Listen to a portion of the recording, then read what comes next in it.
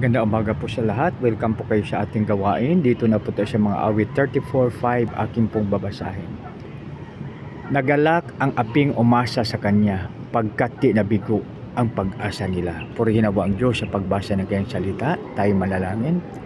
Payon, maraming salamat po sa napakagandang umaga. Sa umaga ito, salamat o Lord sa pangalan ni Jesus. Amen. Nagalak ang aping umasa sa kanya. Umasa sa kanya, pagkat di nabigo ang pag-asa nila.